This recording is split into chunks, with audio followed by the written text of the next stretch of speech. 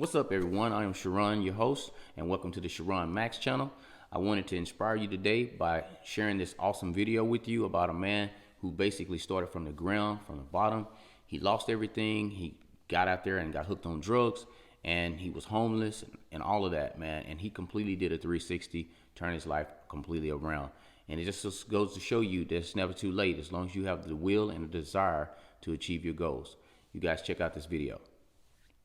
A homeless drug addict and this self-made multi-millionaire. What if I told you they're the same person? He was living on the streets of Skid Row, the worst homelessness district imaginable, with no hope for a better future. And now he runs a business that makes tens of millions of dollars that started with a genius idea from his dark past as an addict. Meet Khalil Rafati. And his journey began at a massive disadvantage. I was born in Toledo, Ohio, a little rural town. It was a really, really tough upbringing. A lot of violence, sexual abuse, neglect, just dark. My parents were immigrants. Neither of them spoke English very well. They just were not equipped to be parents. 10 years old, I was already running around with older kids in the neighborhood and trying to take puffs off their joints. Your turn. Then all of a sudden, 11 years old, 12 years old, now I'm chugging beers. Man, I was looking for attention any way I could get it. Whether it was vandalism or shoplifting or... With less than $1,000 to his name, he moved to LA to become rich and famous. I got into a rock and roll band because that seemed to be easier, plus doing drugs was more acceptable. That was kind of the beginning of going really bad. 27 years old, smoking heroin. I was so arrogant that I thought that it was glamorous. What drugs were you taking? Oh God, what drugs weren't I taking? Ketamine and GHB, ecstasy every night. I knew I was never gonna get out at that point. I completely gave up and just didn't care anymore. The drugs had taken my soul from me without my consent, and I went straight to hell. Today, Khalil runs a juice bar chain that makes tens of millions of dollars a year. But before we get into how he built it, I had to check it out because this place is unique. I love this store. It's definitely a labor of love. I've been doing this for 11 years. He showed me so many interesting things that made it so obvious why this business is booming. But before we get to that, things had to get even worse. He ended up living on the streets of Skid Row, the most notorious homeless district in the world. It's that people wouldn't believe exists. You're watching people get thrown out of windows, you're watching people get stabbed to death in front of you, another person is taking a on the sidewalk right next to you, you're getting jumped, you're getting beaten, in and out of jail, in and out of jail, in and out of jail, overdose, into the hospital, out of the hospital, back into jail, back into overdose, back into the hospital. It's just a disgusting, filthy existence. And he was living like this for almost 2 years. My teeth were falling out of my head. I had open sores all over my face. I had ringworm, I had scabies. I was 109 pounds. So Khalil showed me his current workout regimen. This is Kelly Matthews, Hey. the Leon, greatest nice to trainer meet you. on the planet. And it was, I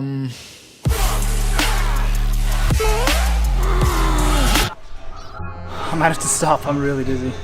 I took it easy because I didn't want him to look bad. I might have to go throw up. Are you okay? Yeah. Uh-oh. I mean, we were almost done anyways. Is that a... This is called SUV. Damn. Wow. Oh, you have to shut your door harder. These things are tanks. Handmade in Germany, so Is that good enough? no, you really have to slam it. I don't want to break it. No, you can't. This was my dream car forever. I think this is maybe my 4th or 5th midlife crisis, so I figured why not? If I push Sport Plus, then it's...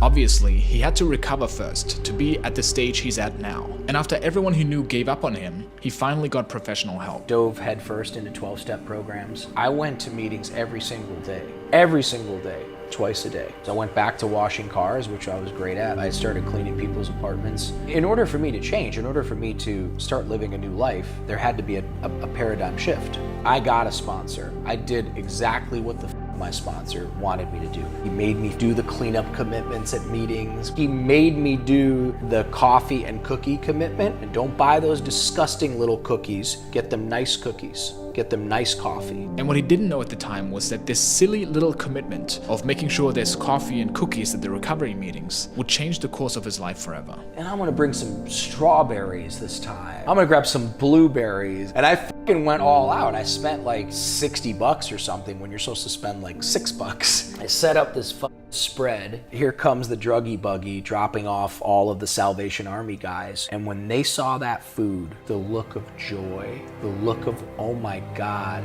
And this love and passion for serving the best foods that make people light up is exactly what you see today. So these are all the different superfoods that we put into, but this is a heirloom variety of maca that I found when I personally went to Peru and I went up into the Andes and I met all the different growers. These cacao beans are from the jungles of Ecuador, but it's loaded with all kinds of minerals, magnesium, tryptophan. I could call up Cisco and they could pull up a big semi here once a week and unload boxes of a bunch of pedestrian grade shit, but then we would be serving pedestrian grade shit.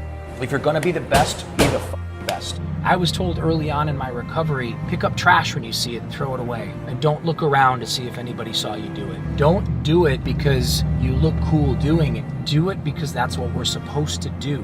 My soul, my being was being cleansed, and tiny, tiny fragments at a time, I was building self-esteem through esteemable acts. And so much of me changed through such a silly, basic notion of stop being a victim, stop feeling sorry for yourself, and go do for people who are less fortunate than you. I say 1% better every day, no matter what. Get up every day, go for a walk, read a page of a book, go be kind to somebody, volunteer some 1% better every day. And after 5 years of doing this coffee and cookie commitment, he had saved up some money from different jobs, invested it, and became a sponsor to help others recover as well. So I thought, well, what if I just open up a facility and then I can kind of help a bunch of people at once? This recovery program was the idea for his first business. I took a massive chance. I took every penny that I had. There was no guarantee that customers were going to come. I went all in. And it's a challenging business to be in. Would this one take off? Maybe. It felt right to him at the time because he switched addictions away from drugs to healing and wellness. And when he invited us to his house, this passion for self-care is clearly visible in this oasis of a home he's built for himself. Wait, you have is that a $6,000 toilet as well? Because I know Noah Kagan had one. Those are 12. That's the latest model. I said to myself, if I'm really never going to drink and do drugs again, I am going to create a life that's so amazing that I never want to go back. And if sitting down on a very expensive toilet that washes my asshole for me, then that's what I want to do. Well, I created this area for earthing and I was so proud of myself. Now this has turned into the $20,000 litter box. I use this space as like my biohacking place. So this is a far infrared sauna. I mean, it takes someone who's obsessed with health to create a company like this that cares about the work-life balance of the bees that are making the honey so it's even more organic. And all these crystals? I surround myself with beautiful things. Beautiful things. Just clear any dark energy. It's either the power of belief, the placebo effect, or I'm actually absorbing that power and energy because I feel it. But who cares? Yeah, I don't. This is my dance. This is what I do. It's silly, it's funny. It clearly makes him happy. So how did the recovery business do? And how did he start his multi-million-dollar juice bar empire? Riviera Recovery took off. I hated it. It was such a nightmare. I spent many nights crying myself to sleep, but it was super successful financially. I fantasized about having a little juice bar where everything would be organic and where everybody would be happy, and I would hire like people from the neighborhood. So he sold his business, took all the money he saved up, and put everything on the line. I borrowed a couple $100,000 from a guy who knew me really well and saw how hard I worked. I very naively signed a lease without having a lawyer look at it. And then like 11 months later, the place still wasn't open, and the landlord's threatening to, sue me if I don't pay rent. We didn't have money for a sign. We didn't have money for shelves. And I literally thought to myself, like, what the was I thinking? This is insanity. I'm gonna be responsible for rent now. Who's to say that people are gonna show up? There was no guarantee it would succeed, but there's something interesting he did to make it work eventually. Besides that, what's mind-blowing to me are the time horizons where all this happened. In his mid-30s, he was homeless and addicted to drugs. At age 40, he was recovered and had a business. And then, he was putting everything on the line again. People in their mid-20s, I'm 26, they feel so far behind.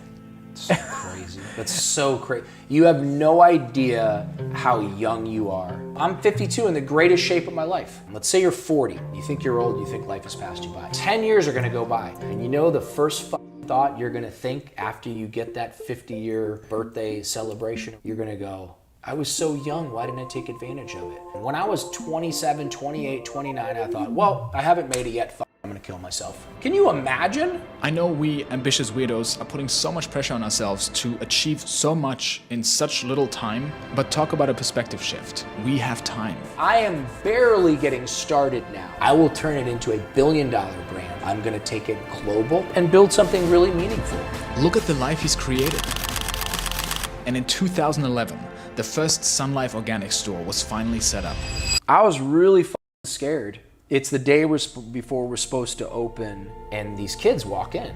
My partner at the time was like, oh, we're not open yet. I'm like, actually, do you guys like frozen yogurt? And they like go to pull their wallet out. I'm like, oh, no, we don't even have our POS system. And the lady's like, no, this is ridiculous. Like, they have to pay you. And I'm like, no, please let me just do this. I'm opening tomorrow. You guys are kind of like my first customers. Can you please just let me do this? Because I need to feel good right now. She's like, wow. Okay. And like 10 minutes later, she walks back in and she goes, could you come outside for a moment? The kids just wanted to say something to you. And so always makes me emotional. I go to walk outside. They were a choir and they launch into these hymns of praise. And I start crying because I'm so scared it's not gonna work. All the neighbors, all the co-tenants start coming out and they're all filming it. And these kids are like belting out these songs of worship. And I just knew it was gonna work. Woke up in the morning, 5 o'clock in the morning, went there, like trying to put everything together. Still super like nervous, but had the faith from the experience with the kids. There was a line out the door all day. And that line out the door never went away. And Sun Life took off and it got its own momentum. There'll be 13 locations with another 5, 6, 7 coming. Had I not gone through everything I went through, I couldn't be who I am today. Well, I hope you guys enjoyed that video clip. Again, I just thought it was very motivational and wanted to share it with the world. You guys make sure that you like, comment, share, and subscribe. I appreciate you as always for tuning into the channel. And until next time, peace and love.